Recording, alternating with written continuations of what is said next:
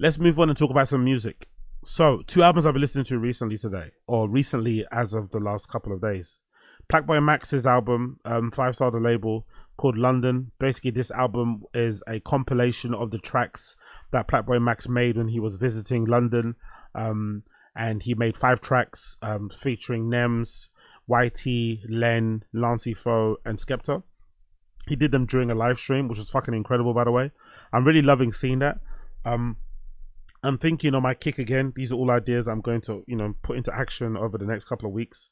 On my kick, I'm thinking of doing some live DJ live streams on there, but doing the whole thing, which might be a bit hard to do, but just doing the whole thing in terms of planning a set and then recording the set all via flipping kick, and then obviously chopping the set out of that and then uploading that maybe separately on my fucking YouTube. But I do love the idea that people who make music are now getting into live streaming, which is kind of hard to do because making music is this kind of repetitive process. Maybe isn't the best thing to kind of watch as a viewer.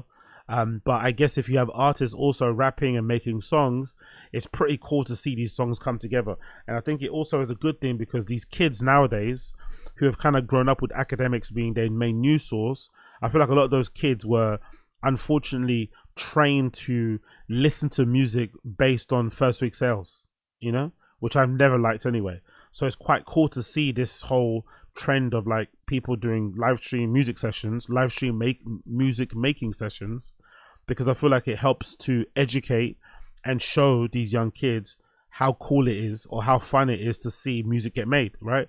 And to maybe put a bit more onus on the music and less so on the first week sales. And this is a good example of it because a lot of these tracks, they hit way harder if you were watching the stream like I was, Plaqueboymax on stream.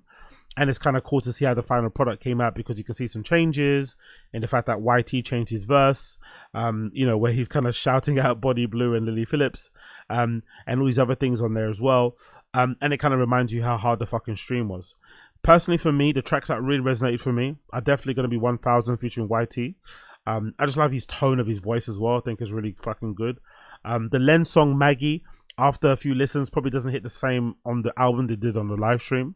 But the standout track in this entire EP by Plaqueboymax called London is track 4, Bizarre featuring Lancey Foe.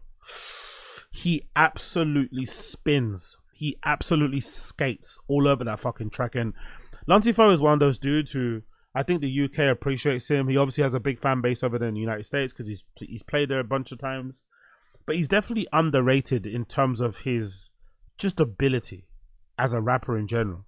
The way he slid all over this beat, the way he's basically used this opportunity to make this track to address some of the allegations that my guy Az has been putting out there about Lancey Foe allegedly being some sort of snitch or something. I'm not too sure what the proof is on this, but there was a lot of like controversy online with Az basically rocking up. I think he went to the studio. I think Az somehow found out where the location was of the studio, maybe because of what it looks like, maybe because everyone used the same studio. I don't know how he found out the location, but he showed up at the location with fireworks. Az is a madman. Allegedly he was firing the fireworks at fucking Lancey Foe and his entourage. But before that, he had made a couple of videos and tweets and stuff accusing Lancey Foe of being a snitch. So I think the particular bars about Az were this one in it here, right? What's that? Catch man with a bottle, but I don't chase. Catch man with a model. No, I can't be in the house with a mask on, yapping on space. It's a big disgrace. Good thing I know the hate's just love. I know these niggas just want to be us. Oh yeah, I think this whole verse is him actually. This whole verse is aimed at fucking Az, if I'm not mistaken. Ace of Spades or Pinot Grigio, Ace of Spades, no tequila for moi. I jet out of France with the weed in my bra. Niggas want to talk to my name, cha. Niggas want to talk on my name, okay. Pussy go on, come on, let's play. Wanna go viral, okay. No, I don't sleep, let me rest my case. Pretty boy swag, let me rest my face. Catch man with a bottle, but I don't chase. Catch man with a model. No, I can't be in the house with a mask on, yapping on space. It's a big disgrace. Good thing I know the hate's just love. I know these niggas just want to be us. Honestly, he slides all over this. So as much as it's hurtful to see my guy Az get dunked on, I think he could also appreciate that this is a really good verse. This is a really fucking good verse. So big up fucking Lancey Foe. I recommend you check it out.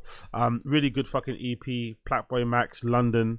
and it does really go to show the talent we have here in London.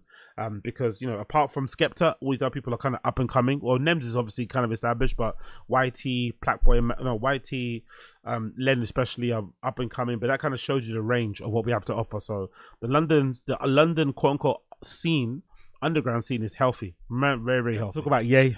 We have to talk about Ye. Ye dropped Bully, and it's sad to say, especially for those of the people out there who hate Ye for, you know, some legit reasons. The album's really good, bro. The album is really good. I even like the video idea where he has his son wrestling these Japanese wrestlers in this black and white slow-mo way, shot fucking beautifully, by the way. I think it really resonates with the songs, and it's such a good EP. I think it's like 20 or so minutes long. Somebody actually put the track listing in the comments, if I'm not mistaken.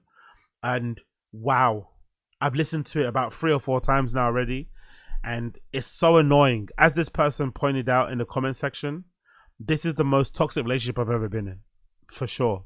I think I'm a little bit used to this because, you know, I listen to so many different genres of music, and I know, you know, Kanye's kind of reminds me a little bit of like Morrissey.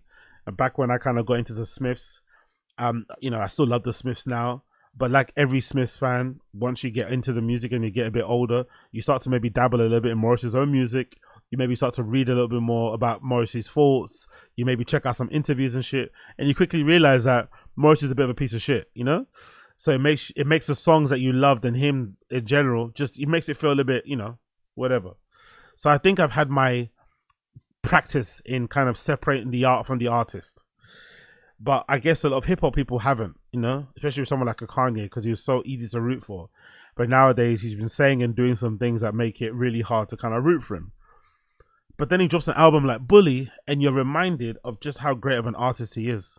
Because this is better than a lot of things out there.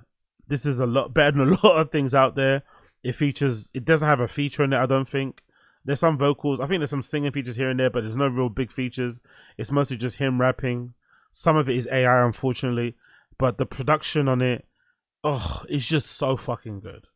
It's so fucking good. And it's a real shame that nowadays I feel like, even though it's real fucking good, I'm getting to a point, even me, a big Kanye stan, even though he's my GOAT, even I can honestly say that although it's really good, although it's been trending on YouTube as #1, and it's done really good and it's gotten a lot of views. I think the album, he dropped it all on YouTube for some reason. Don't know why. He didn't drop it on the... No, he ain't dropping nothing on the DSPs. What I'm talking about. He's not been dropping anything on the DSPs. But this album's really good. And what I like about it, personally, is the production. But unfortunately, because of all the shit he's been saying, it also doesn't hit the same. You know? That's the unfortunate thing. Because of all the things he's been saying, it also doesn't hit the same. Like, I've now realized that part of his appeal, Kanye, is that you're rooting for him, is that you want him to win. And now that he's saying these like horrendous things online, and he's coming across like a bit of a piece of shit, it's hard to root for him. It really is hard to root for him, and the songs or the tunes don't hit the same. So I'm wondering if they'll reach a point, if their point will come, where despite Kanye's obvious talent, people will just be tired of him in general. They'll be tired of going through the same cycle. And maybe we're in it now at the moment. Maybe we're in that cycle now at the moment where people are just like fed up of him in general. So even if he does drop an album that's amazing, people just don't want to listen to it because it's him and because of all the things he said. And they're just tired of having to go through that whole rigmarole. But the album's fucking fantastic. My favorite track on the album has to be Circles. Like, special record. Last Breath is also really good. The whole thing is great, to be fair. Even the outro track, Showtime. But God almighty, man, it's so frustrating being a Kanye fan, because just when you think you've kind of tapped out and you're out of it, he drops a shoe.